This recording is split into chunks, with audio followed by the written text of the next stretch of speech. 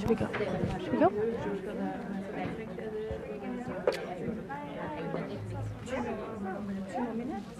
Okay.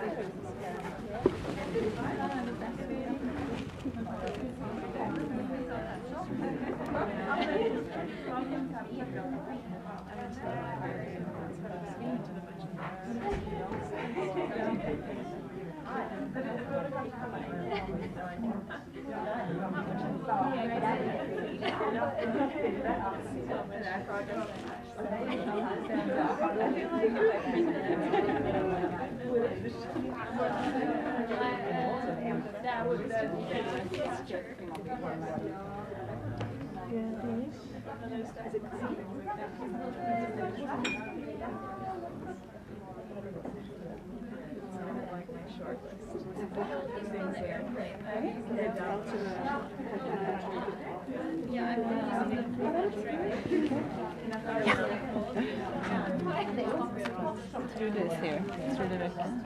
Okay.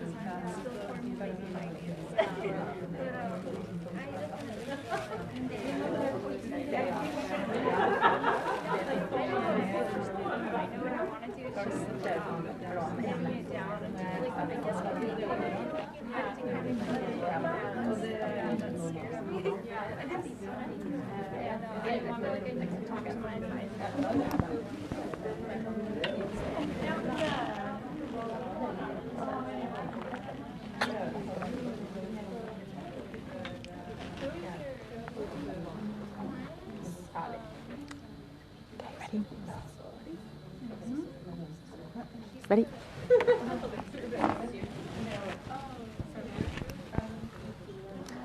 Okay, we'll get started. First, I'd like to welcome everybody here at a busy time of year. It's great to see people interested in transformational leadership for sustainability. And also welcome to people that are on Facebook watching us. My name is Karen O'Brien, and I stand for integrity and oneness for myself and others. Now, it's not that common that someone introduces themselves by saying what they stand for, their core values, and especially not at the University of Oslo. Often we talk about ourselves through our identities and roles. My name is Karen O'Brien. I'm a professor of human geography at the University of Oslo. I am co-founder of cCHANGE. I'm a mother, a wife, a sister, a daughter, runner, writer, etc. And what I really want to talk about today is this a workshop that we're running in 2019 on transformational leadership for sustainability together with Dr. Monica Sharma. And what I want to talk about really is how do we create impact? How do we shift systems and cultures at the rate, scale, magnitude, and depth that is called for because of the problems that we know exist in the world today? And I'm particularly, as a climate change researcher, I'm interested in how do we meet the goals and targets of the Paris Agreement and also the Sustainable Development Goals, which are really calling for unprecedented transformations. And I think this is something that if we take this seriously, we really have to look at how do we approach change, how do we see change, and how do we engage with change in different ways. And this is really going to depend on our capacities to design and implement projects that can shift systems and cultures quite rapidly. So probably most of you have been following the news in the past week that we found out from the Global Carbon Project that CO2 emissions are continuing to go up, and the peak in global emissions is not yet in sight. Last month in October, we saw the IPCC, Intergovernmental Panel on Climate Change, publish its global warming of 1.5 degrees report. And this report really, looked at that difference between 1.5 and 2 degrees Celsius and showed that it makes a huge difference. Every little half a degree matters, and dangerous climate change is certainly 1.5 isn't is going to be dangerous for many groups and species and sectors and things. But there's such a huge and consequential impact of warming 2 degrees and above. And they also show that, like to actually limit warming to 1.5, we've got to bend these curves in ways that seem quite, it's quite overwhelming to think about what has to go in place if we have to peak in the next 2 or 3 years, given what we're seeing before with those things. And we also heard then, was it this weekend, that at the COP meeting in Poland, that some countries vetoed adopting the 1.5 report as a key. And this is after the United Nations Framework Convention on Climate Change actually called for the report in 2015 to give information about this. So we're kind of going like, wow, how do we actually deal with all of these types of changes?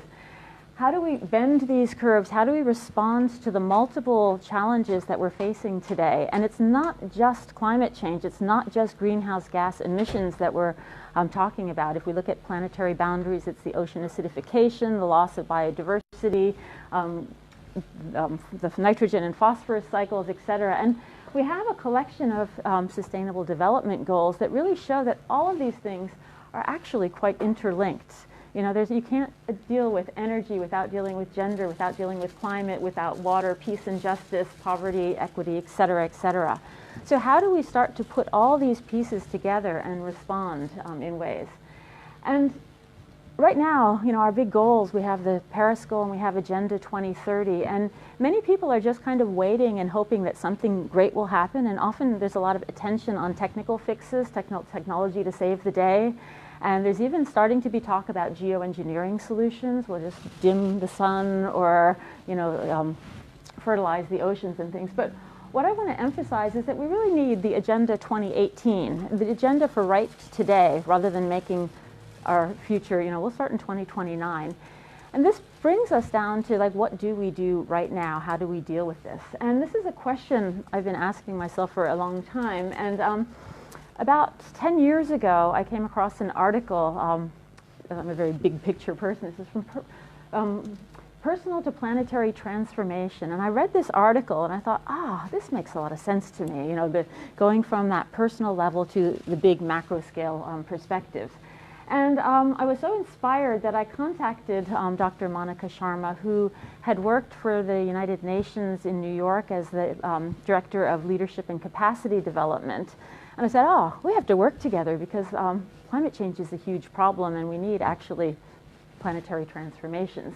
So I started working with her in about 2008 on these things. And we brought her to Oslo for one time. I went to meet with her and started to think about, how do you actually think about transforming systems and structures and things like that. And her model that she has made a lot of sense to me because it really is about addressing the underlying factors and then the systems and the cultural causes, and then finally, that will affect the immediate causes. So she's talking about transformational leadership, systems and cultural transformations, but also then recognizing that technical solutions are also necessary.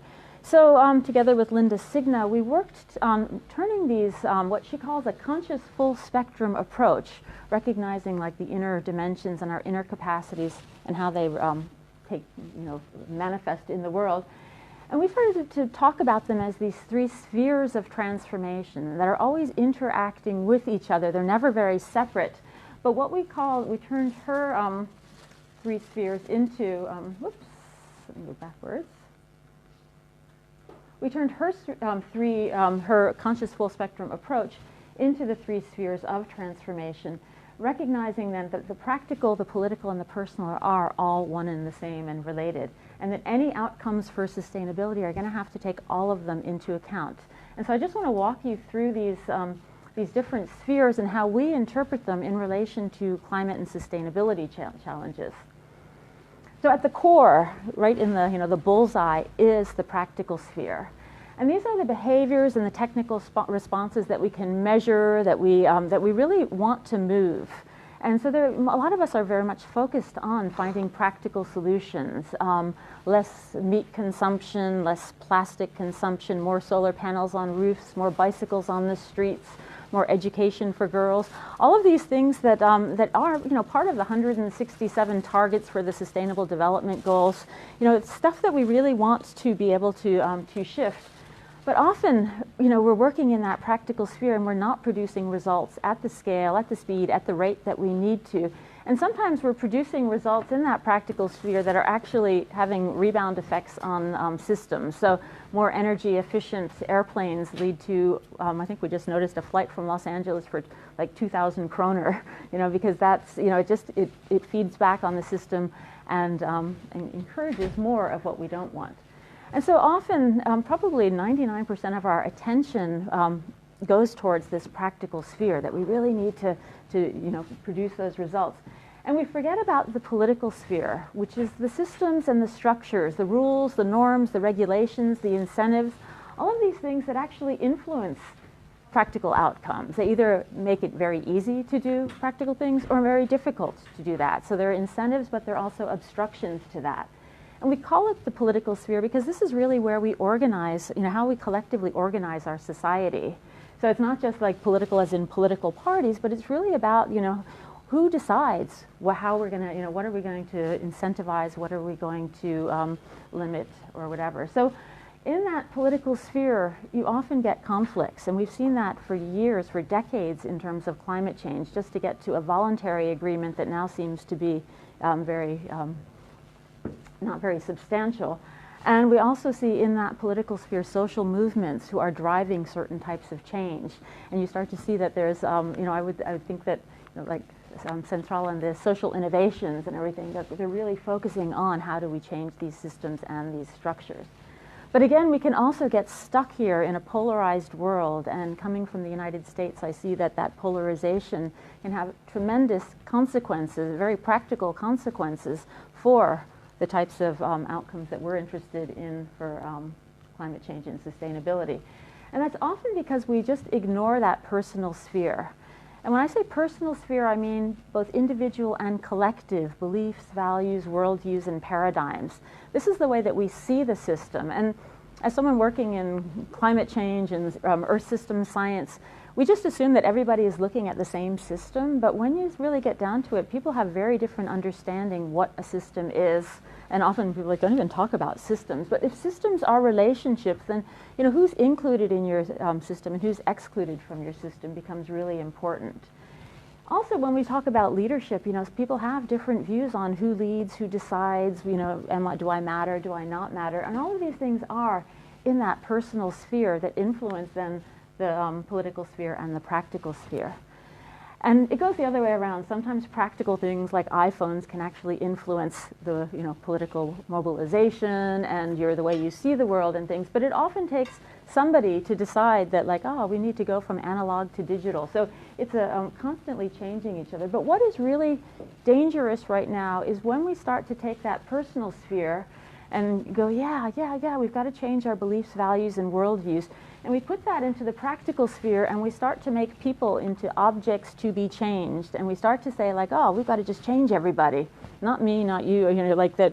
And that's, I think, where we're at right now with a lot of the climate changes, that we've just got to go and, promote behavioral change and promote mindset shifts and everything without realizing that there's, that it goes through several layers of dimensions and things. So if we're talking about outcomes for sustainability, we really have to be taking in the personal, the political, and the practical together.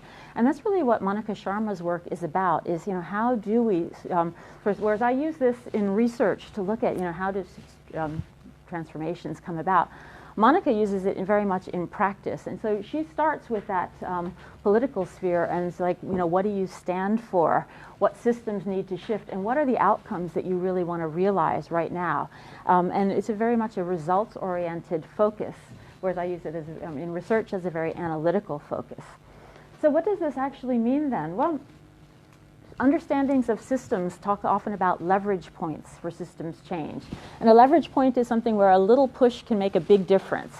And when we start to see, the different types of leverage points, according to Donella Meadows, who was part of the Club of Rome and Limits to Growth back in the 1970s, she was looking at, what are the biggest leverage points and the lowest leverage points. And Some of the lowest leverage points are the constants, the parameters, the numbers, the really, trying to change the buffers, these things that we put a lot of emphasis and energy into, yet which really don't move the system very well.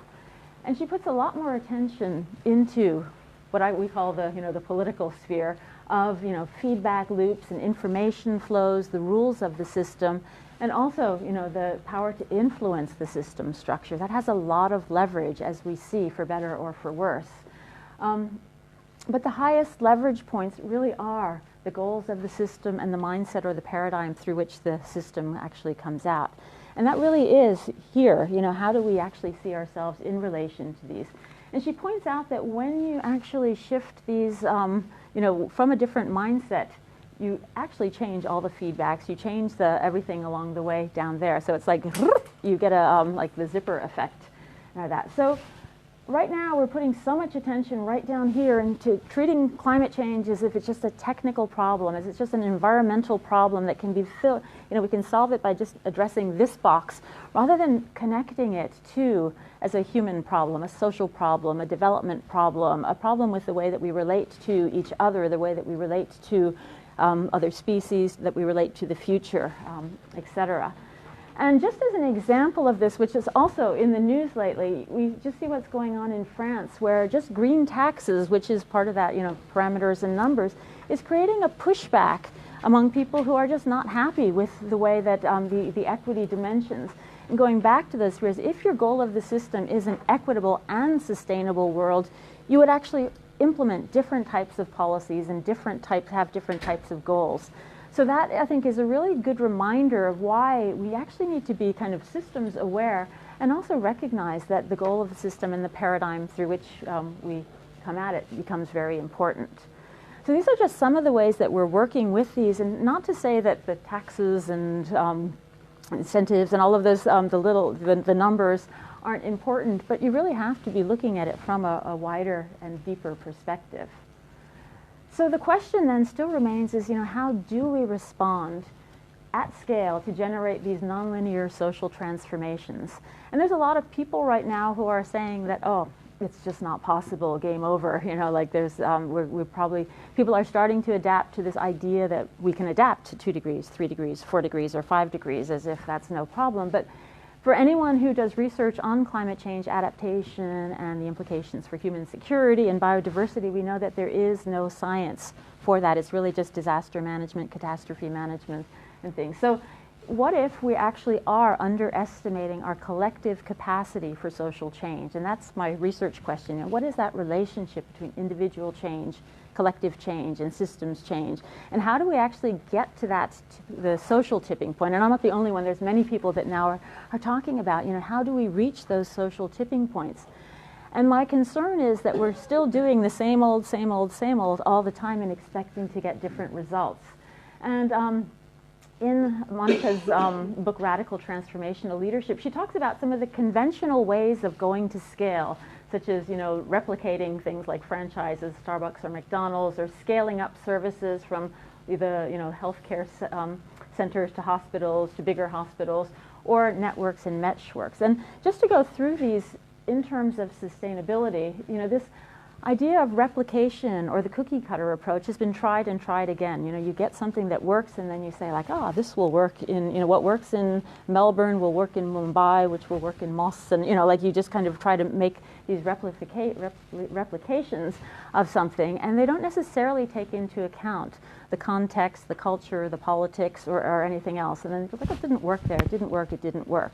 So, in some cases it does work and we end up with espresso houses everywhere or whatever, but in other cases we, it doesn't actually work. There's also the levels approach where we start to think like, oh, we just have to scale up and do this bigger. So if you have like local initiatives, then you need the regional initiatives for, electric vehicles, and then the national and international electric vehicle associations. And this is, very kind of like top-down, bottom-up relationship there. And sometimes that, is necessary and important, but it doesn't necessarily create those large-scale changes that we're talking about. And then we have the networks, which many of us are involved with. Many people are kind of even over-networked these days, networks of networks of networks. And you start to see that, these are connectivity where we like we share ideas and insights and inspiration from others, and we work together across different contexts, and we see what works here, might work there, what can we take from here. And that's been a very powerful, and many people say, oh, we just need a big network approach to doing this. And when we see the transition network, it's very inspiring to see these big pinpoints on a map. But then you also realize that there are many little potential pinpoints that aren't included there. And these don't necessarily create those systemic shifts in power relationships, in politics, in all of the things that we actually do need. So shifting systems and cultures isn't just about changing our behaviors and the local things, but it's also about universal values, equity, dignity, compassion, etc. So what Monica Sharma has been advocating is a different approach, what she calls a fractal approach. I don't know how many of you have heard of fractals from like chaos theory and mathematics and geometry or anything, but a fractal, her conscious full spectrum approach is a fractal. And a fractal is objects with the same patterns that occur again and again and again. So it's really creating a pattern. And it's very different than all these other things where you're trying to replicate. But in a fractal approach, it's self-similarity that goes deep. Each pattern is made up of smaller copies of itself, and those that are smaller copies and smaller copies and smaller copies. And it goes the other way up, too, that you just do the same thing over and over again to create that big pattern. And so what we're looking at with transformational change is that all of us, everyone individually and in groups or whatever, are fractals, and we're creating those fractal patterns that can then be replicated over and over again. And together with the networks, together with the scaling, and together with the replication, change can happen very fast. Just yesterday I was at an exhibit of Moving Matter by artist Tone Bjørdam in Grünerløkka. And she really, to music, she has all these patterns, and it really was like fractals forming over and over again of crystals and things moving at this microscopic scale. And beehives are fractals. There are so many of them in nature, but you also see urban fractals, and you start to see that, these patterns, we are patterns. And so how do we shift the patterns, if relationships are patterns, towards a more sustainable approach? That becomes the real interest. So Monica, more recent book on radical transformational leadership that pulls together her 3 decades of working on change. And as a medical doctor, her job was to kind of scale out HIV/AIDS treatments and female health initiatives all over the world. And she was very much, like looking at how do you actually work with people that, have different views and different values. And her idea is that every single person has that capacity to be a fractal for change. And so Peter Senge from MIT says that what she calls the radical systems and cultural transformation is this invisible renaissance emerging around the world and understanding the entwined inner and outer nature of genuine systemic change then is important. And we see this in Paul Hawkins' Blessed Unrest, where he just shows that there's lots of, we're seeing the biggest social movement in the world, and it's not following any of the patterns that we knew before. So something is happening. It's often off the radar of what we are, but each and every person then is called to actually play that role in promoting that type of change. Now, in Monica's work, and I think that what this is really interesting, is when you get to that personal sphere, we often have a lot of beliefs and assumptions and about the way that change happens or the way the world is. And one of the ones that I think really is dominant right now is just a sense of overwhelm about all the problems and things. You can just go home and read the news and just go, oh, gosh, what can we do about these changes? And it's almost like you just want to hide and everything. And so in her book, but also in her work, through her workshops, she really tries to get you to see what the new, old thinking and the new learning. And the thought of shifting systems and creating new patterns and norms is complicated. I am and we are overwhelmed. We don't matter. How could we change these systems at this rate, scale, magnitude? It's like if you look at this very rationally, you just think like it's such a big ship to turn in 2-3 years or less or something. So, but what she's saying is that everyone can create new patterns and shift systems and cultural norms when they choose to. Our response can be simple, but not simplistic, and impactful.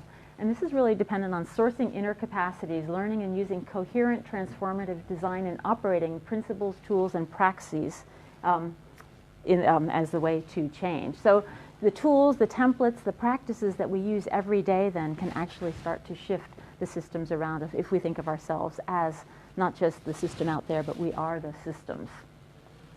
Another challenge I think many of us face is the complexity of the problems, that it's not just climate change, it's equity, poverty, migration, health, artificial intelligence, it just goes on, and you go, oh, it is overwhelm leads to complexity.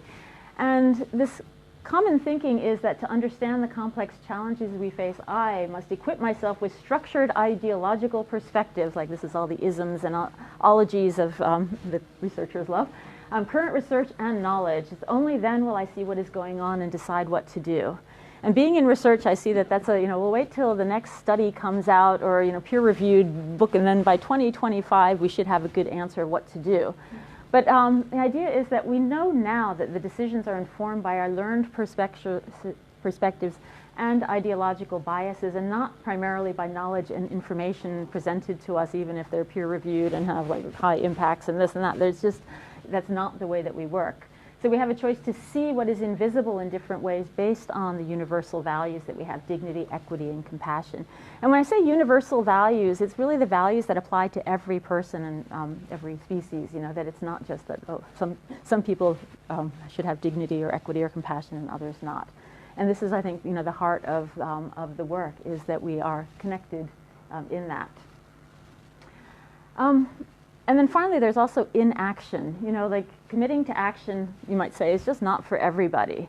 And I think there's a lot of people who really don't feel like agents of change. They don't feel like they have a role to play politically, in these larger systems change. The extraordinary people in certain personality types are more likely to do so. I'm just an ordinary person. Circumstances largely determine what happens. And you get to almost like a politics of hope.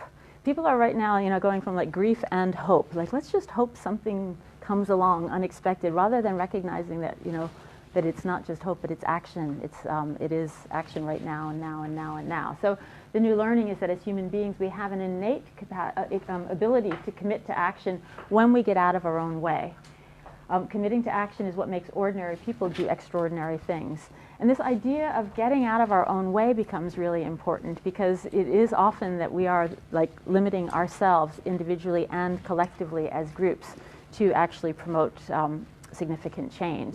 And I think that that's something then that we have to start to think about too, is like, how do we actually activate not just individual agency, but collective agency and political agency. So that's one of these aspects then. Oh, then finally, this idea of much of our attention is on these results. We just need results in the short term, whatever, because the next election is coming up. I need to keep my job. I need whatever. And so we need to show results and achieve our stated goals at any cost. And that then becomes a problem, because that any cost then is often at the cost of the future or other people, other species, other generations and things. So the new learning is that for paradigm shifts in creating a new future, we need to engage to accomplish goals in a manner that changes the norms and systems that give rise to the problems we're trying to solve. And this is based on our oneness, our humanity, and our universal values. So really being able to connect much more deeply. So whereas there's a lot of talk now about transformations and a lot about, like solutions to climate change, solutions to this or that, we really need to broaden and deepen our approach so that we really connect with people where they're at and really, activate that sense of, collective potential. So the Transformational Leadership for Sustainability workshops that we're running next year, Monica Sharma is coming to Oslo 3 times for a series of, it's one workshop, but over 3 different sessions. And why we do it that way is because what's really important about this is the practice. You can go to workshops and get all inspired and think, oh, that was nice, I met really nice people and things. But it really is in the calls between the sessions, in the actual working with the stuff and doing things in practice, that makes all the difference between wishful thinking for systems change and actual systems change. So we have the postcards with more information about those dates and things. But one of the interesting things is that everyone who attends these workshops is asked to actually bring a specific breakthrough initiative that you would, something that is important to your work or to your life, or something that you really want to see the shift. Because when I first started working with Monica, and she's like, well, what change would you like to see in the world, Karen? I was like, oh, like human security for everybody. And she's like, we need measurable results, something concrete. And I was like, okay, 100,000 less children's deaths in the event of floods, or something that you can actually do something about and create those measurable outcomes. So bringing a specific project that you're already working on, or a project that you'd like to develop that has an impact in the area of sustainability, really is essential. And I think she and we can work with you to actually kind of figure out what that project might be. And the goal is really to connect that personal transformation with societal transformations, and to really see the links between those, that it's not just something out there, but it's also adapting right here in our heads, that it's an adaptive challenge based on our mindsets, it's political, it's personal, etc. And so using the tools and templates at the workshops for the initiatives gives you that skill, and working with in small groups or pods gives you the feedback that you might need on, like, okay, what's going wrong again here? What patterns do I need to actually disrupt here in my own, how do I get out of my own way? And so working with a trained coach and other participants, really trying to, put the learning into practice, and that becomes a really important part for creating enduring change. So at the end of the day, what we're really trying to do is to kind of collectively design projects that can solve problems and shift systems and cultural norms together, and activate shared values such as dignity, equity, and compassion to generate these measurable results that are really needed in society right now. And something that I'm very interested in general in my research is, how do we shift narratives, the stories that we tell ourselves? Right now we're telling ourselves stories that we just have to adapt to climate change, 2, 3, 4 degrees, and rather than that we actually have to adapt to the idea that we are changing the climate, the idea that we are shifting an entire global system, and that we can shift systems, whether they're economic, political, or whatever, that we are the systems that we're trying to shift. We'd like to activate the power and potential of people around us, not just ourselves, but others. And that activation, it's like inspiring people for change and creating those fractals and patterns that other people will then replicate. Rather than just managing projects, we're really talking about how do we actually lead long-term transformation, and also creating a network of partners, both in Oslo and around the world, of people who are doing the same and getting these skills. And this idea that that there are networks of people doing this, I think, is really important. And Monica has worked with people working on like land mines and prison reform and nursing reform and community development in Northern California, and development and engagement in India, working with untouchables, working all over women's rights in Egypt, etc. And all of these then interpret those 3 spheres, the conscious full spectrum approach, in different ways. I was recently participating in workshops with the United States National Park Service, the Inventory and Monitoring Group, which really, trying to figure out how we get citizens to actually be part of the parks and engage with parks and citizen science, and managing these things, from wildfires to species diversity to the shrinking Everglades and things. And you see how powerful it is when people stand up and connect their values to their actions, individually and collectively. So there's a lot of exciting stuff going on in this this type of approach, and that's why, as both a researcher and as a citizen and founder of cCHANGE, I'm very interested in how can we actually engage and activate these types of changes. And on Megan Joseph, who works in the Northern California on these community development, on her webpage, one of the participants put this, this is the last part of a poem. It says, "My name is I stand for. Liberation, opportunity, possibility for all beings in nature. What we deeply care about for all of humanity can be achieved in our reality by making the invisible visible, fighting to not become divisible, because we can all create spaces of mutual respect. By turning breakdowns into breakthroughs, we can all suspect that what we put our energy to will grow, that we understand what we know and don't know. We can win and learn and realize that we all burn for equity, dignity, and compassion for all human beings. what is your name, what do you stand for? And if you come to the workshops, you realize that that's a really important part of it, to just stand up and really be clear of what you stand for, because a lot of the conflicts we're facing right now really are value conflicts, whether it's over drilling in the Arctic or the use of, or the, extinction of species and things. It really comes down to, being really clear on what do we stand for and who's included in our circles of care and circles of commonality.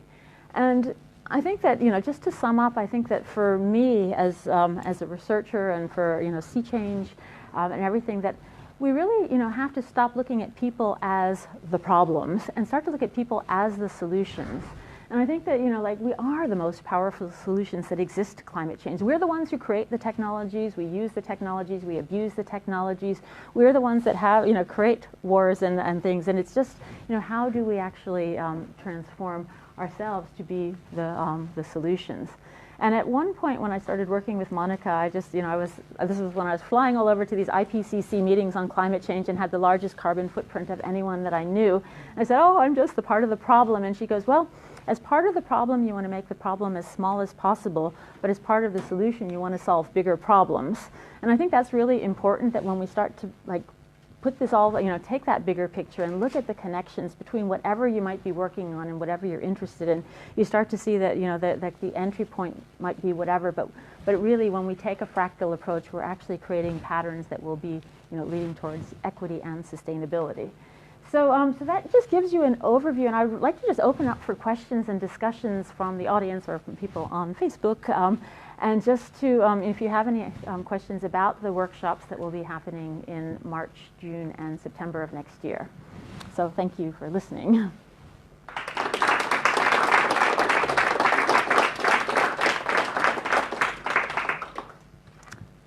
Does anyone have any questions? Yeah. So you probably want to repeat my question. Yes, right. Mm-hmm. I'm curious about the fractal scaling. Could you give an example of how that would work as opposed to the other kinds of examples?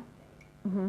Well, the fractal scaling is something that, it's something like most people haven't really thought about or heard about, but it's like when you take action based on certain values like equity or whatever you stand for, justice, compassion, or something like that, that you're creating a new pattern in that system that then, if you replicate it in everything you do from, in your work to your home life and everything, you're creating that pattern, and people around you are creating it. And the more people that are doing that, we start to actually shift the systems and the structures around us, because those systems and structures really are just things that are almost like thrown at, they're just replicated over and over again, just because we don't necessarily question them.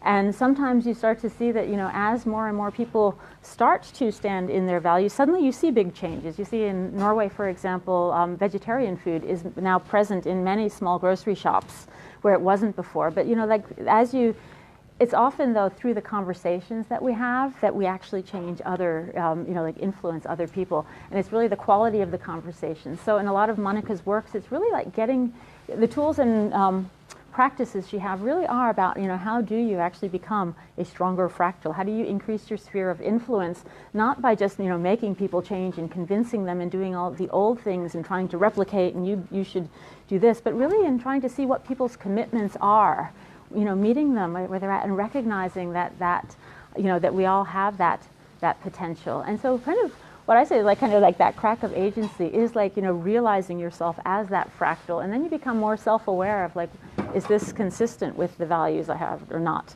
and things. And often we find that it's not, and then it's like, okay, what's going on here? And so then we find in that political sphere, social norms are so important, oh gosh, there's nothing, like being excluded. And a lot of Monica's work and the reading that we do is really on, how we're wired for connection.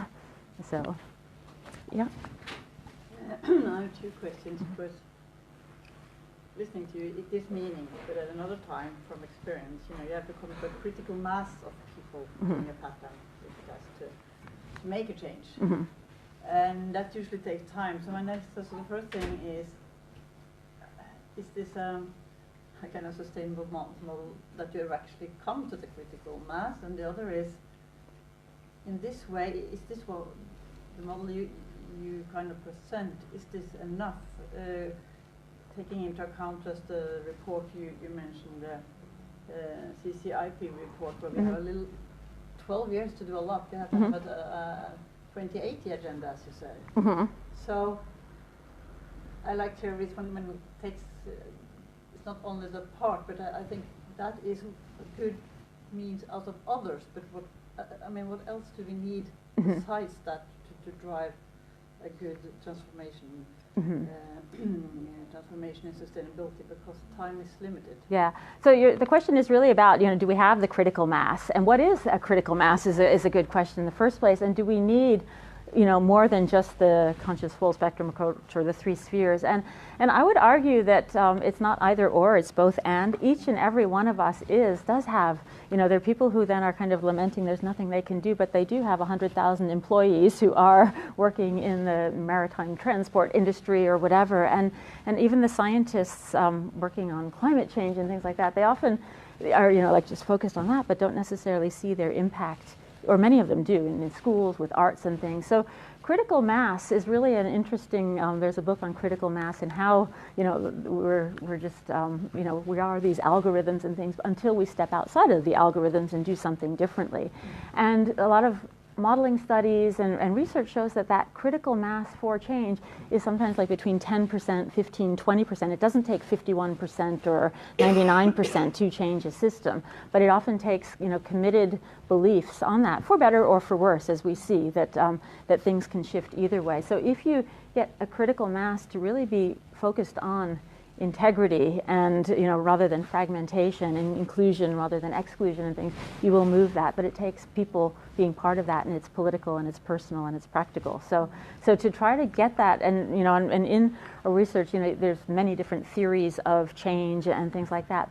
But often they're all coming from somewhere. They all have these assumptions, and I think that this type of thing can be used. The approach can be used for whatever, whether you're a scientist working on these reports, and it's a little bit, and it's not, I'm not saying that, we'll get to 1.5 tomorrow, but I think that realization that there's such a difference between 1.5 and 2 and 3 and 4 and 5, and that where we're at right now is that we are going to have to adapt to some changes. We are going to have some losses that are terrible. We're going to have to really, there will be transformative adaptations in place, but we can do so much better. And so how do we mobilize society at all scales collectively, and not even, to get rid of this idea that it's the scales, because if we wait for COP 40, COP 30, whatever, to solve it, we're going to have the same thing. So it's a really great question, though, on how do you get to that critical mass.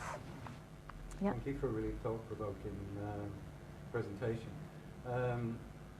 The idea of the fractal way of creating transformation really fascinates me, and I was really happy to hear you say that for that to work, it depends on I think you said the quality of the communication, and the quality of the action that's coming out of the individual's behaviour. And for me, what lies behind that, or beyond that, is the purity of the intention. And I remember we had Otto Schama here, the U-theory expert, a few years ago, and he was saying that he's a master of thinking on the systemic change, and he always says that you need some type of spiritual practice in order to create that purity of intention, which creates a type of impulse, which then creates the fractal change, which brings about something positive at scale further down the line. So I wonder if there's any of that type of thinking in your program. And for me, if you strip away the religious side of spiritual practice, then we're talking about mindfulness, compassion practice, we're talking about insight practices and those type of things.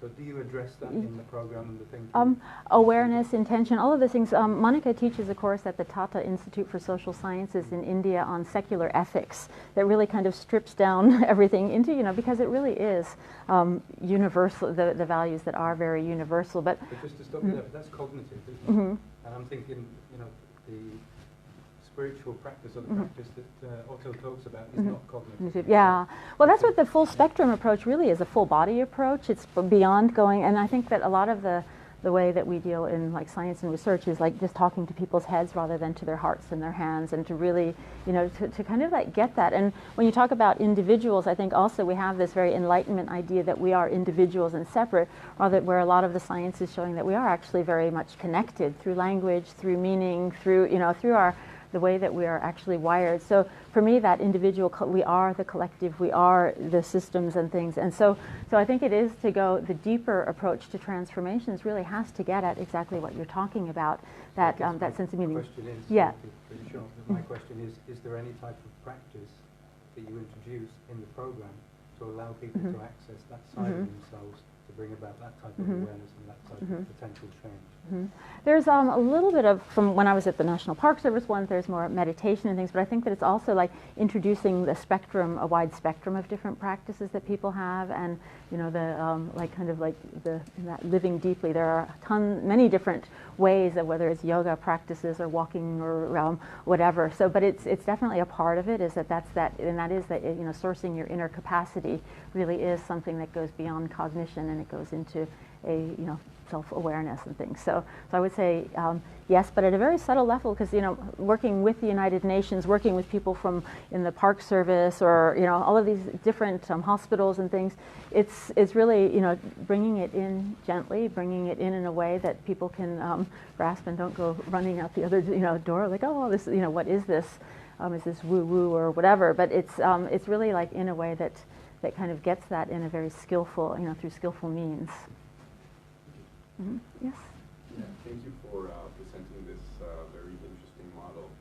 I was like curious I was very happy that you brought the French Revolt as an example, because that was the first thing that came to mind for me. And so just to understand the model a little bit better, maybe if you were to advise Macron on like a way forward, what would be the first things that you would, like with this model in mind, advise him to look into or do? Yeah, I think it's a great question, and I think that the question was really about like what would I advise Macron to do, given, you know, the resistance to green taxes. And I would advise him to actually, Paul Farmer, when he was here talking at the Sustainable Development Days at the University of Oslo, said, what's the equity plan? Because it really, you know, all of these different, there are going to be winners and losers with every type of solution. And I think unless we actually start to step back and address that, and address those social justice, address the feelings of alienation, the feelings of exclusion and things, you know, a lot of our smart cities, clean cities, green cities, all of these things are creating a world that works really well for some but not for others. And that's one of the reasons I'm very much attracted to Monica's approach, because equity is at the core, and justice, social justice. If you don't have that drive, then you might as well go be working on, you know, like the little, you know, Twinkie solutions that will keep us, you know, in that same pattern again. And I think that to be able to recognize that that all of these issues are fundamentally about equity, fundamentally about social justice, fundamentally about our collective future, becomes really important. And it really means moving away from just seeing it as a technical problem, an environmental problem, you know, a kind of fix-it type of a thing, into going to these deeper root causes.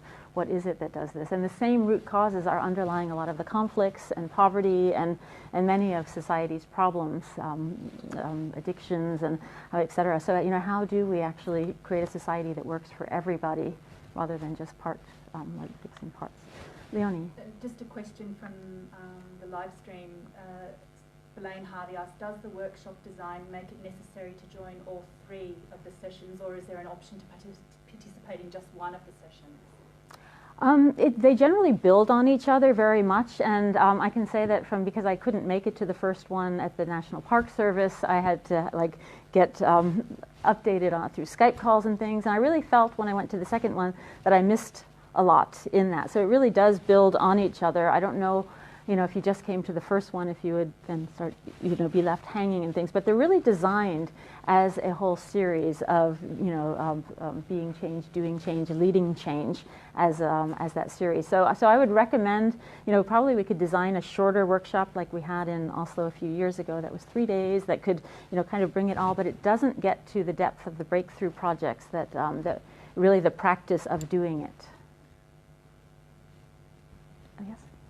thank you for the initiative, Karen.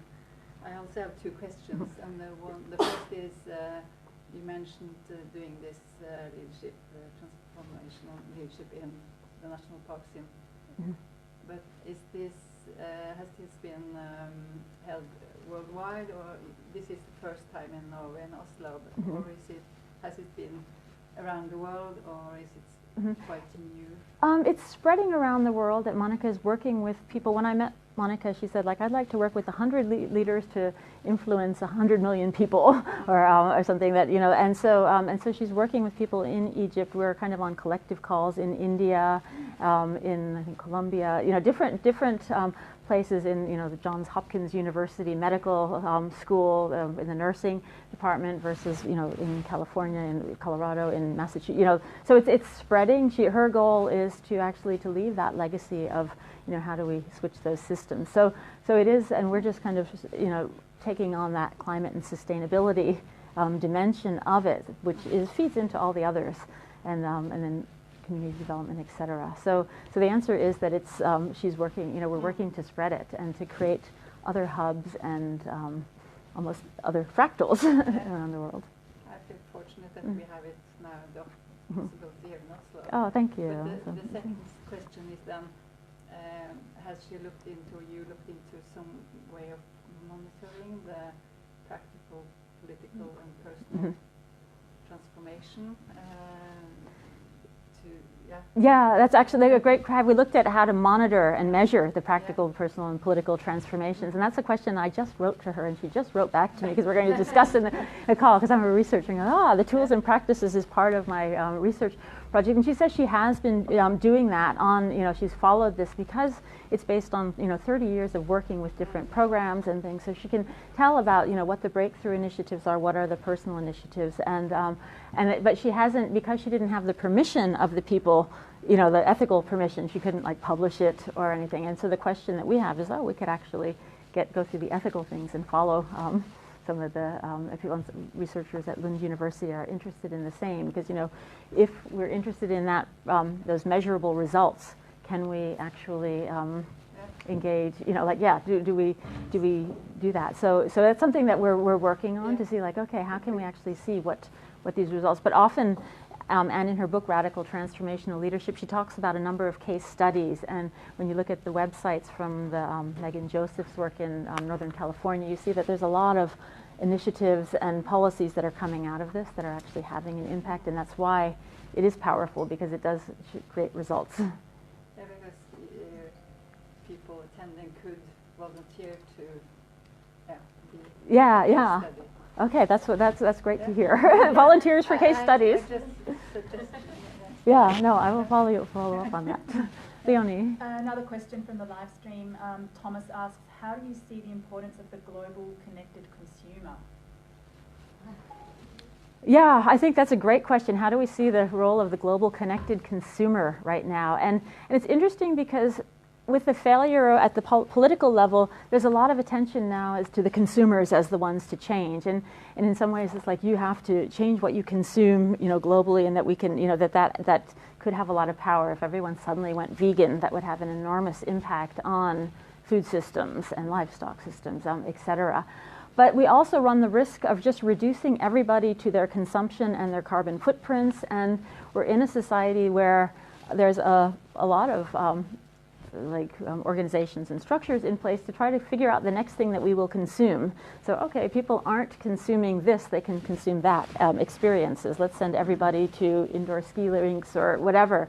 And so I think that we have to have that full systems approach. We need to see not just the power of our consumer identities, but the power of our collective networks of, you know, alternatives. And some of the things we do through cCHANGE is this 30-day challenge, where we use that almost like as an entry point to get people to engage with change, not climate change, but just change, to start to see that relationship between the very practical and then, you know, social norms and structures, and also their own assumptions about change. So I think that, you know, rather than putting us in the consumer thing, it's certainly our consumption does matter, but probably not in the way that we always think. Yes? Hi, I want to say that it's brilliant to hear what you're doing. The fractal applying on my, intuitively I've been applying on my own way of working. So my question is, what it seems about this workshop is that it is aimed towards people that want to deepen a little bit, but they're not still self-aware, let's say. Mm-hmm. My question is, how deep can you go with that? Like, for example, is this workshop will be interesting for someone who is also already self-aware of the power that has in the world? Mm-hmm.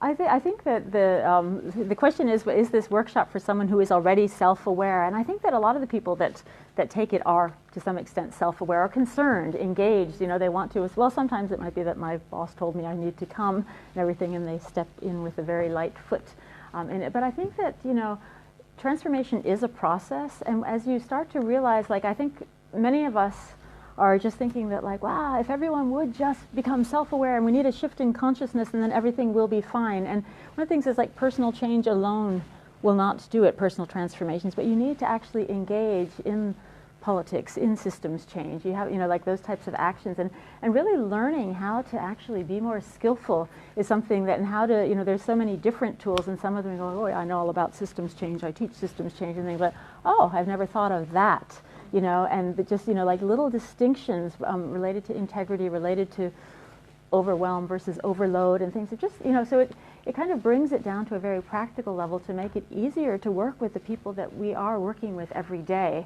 And so, so I think that often the people that come, maybe why you find that the people who you don't think were very self-aware are the most self-aware, and the ones that are very self-aware are not, you know, like it's just a probably some unexpected consequences of working in this way, from my experience. So kind of humbling for me as a researcher. Leonie. I have another one. Mm-hmm. Jomi says, given that we're heading into a seemingly inevitable and immediate climate breakdown, don't you think another important aspect to creating radical change is to also slow down enough to change our trajectory, like the degrowth movement or basic income movements talk of, especially considering how the old form of violent ecological extraction still rules business as usual? Mm-hmm. Right.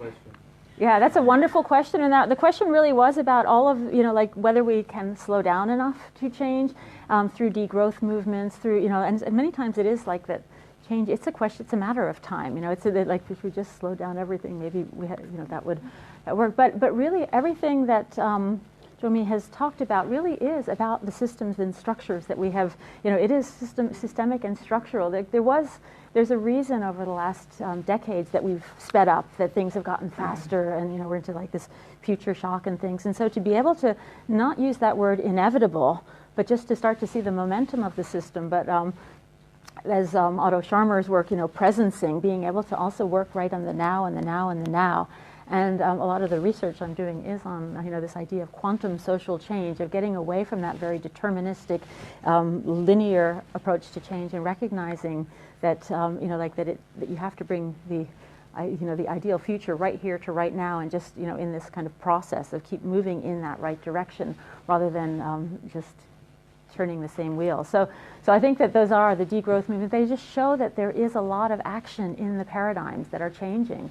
People questioning, do we actually need, you know, eternal growth, or can we actually, or maybe it's not just, you know, like material growth, but growth in relationships to replace that, you know, thing. So, yes. I mean, considering that the change,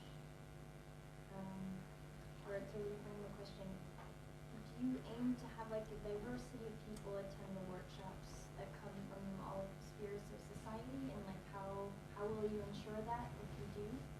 Because I'm thinking that the change that needs to happen coming from a lot of different sectors and places, I mean, including politicians. Absolutely. That's a really great question. The question is, like, do we intend to have people from all different sectors of society participating in these workshops? And that's part of Monica's design thing, is that you need the politicians, you need the journalists, you need civil society, you need, you know, all a wide spectrum to be joined, because that is going to actually influence the conversations. And what our challenge then is to run these and to pull it all together, that we have to have a cost to, like they go. And so we're looking for funding. And if anyone knows one who would fund people, freelance journalists or artists or people, students or things, it becomes really important. And that's, like I think one of our biggest challenges, because it is much more powerful if you bring together the change. One friend said a few years ago to me that, that everyone is in their place and we move at dawn. And I've been saying it's dawn for the last 10 years, but that, that we need those people who are in strategic places in the finance industry, in politics, in arts, in these, because everyone, and that's where if we underestimate our capacity, just go, I can't do anything, you're like, wow, but you are in charge of the entire football clubs for the whole southern Norway or something, that we don't necessarily see where our influence can be. So that is absolutely that we want as many people from different perspectives, and this is a real pilot in this year with Monica, and then working with Kirsten Gallo from the U.S. National Parks Service, and Sudarshan Rodriguez from who's been working with this in India, will also join us to facilitate and lead some of the interim calls, because they have a lot of experience. And so Monica really wants to build up a lot of people with a lot of experience that can take this and do this in Ireland, do this in other contexts and places. So that's really our goal is really to shift the whole discussion on change, and really to start to bring it down so that people can actually see their potential, the potentiality that lies right now for systems change and cultural shifts. Okay, I guess we are probably done with time, and everyone's got Christmas things to do. So thank you so much for coming. And if you have any questions, just write to me, Linda, or Leonie at cCHANGE or Teresia, and we'll be happy to answer them, and hope to see you in March. So thank you.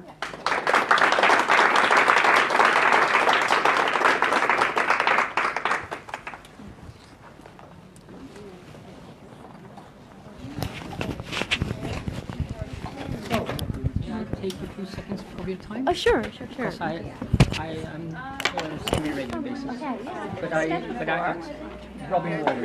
Okay, I'm Karen O'Brien. Sorry? I'm Karen O'Brien.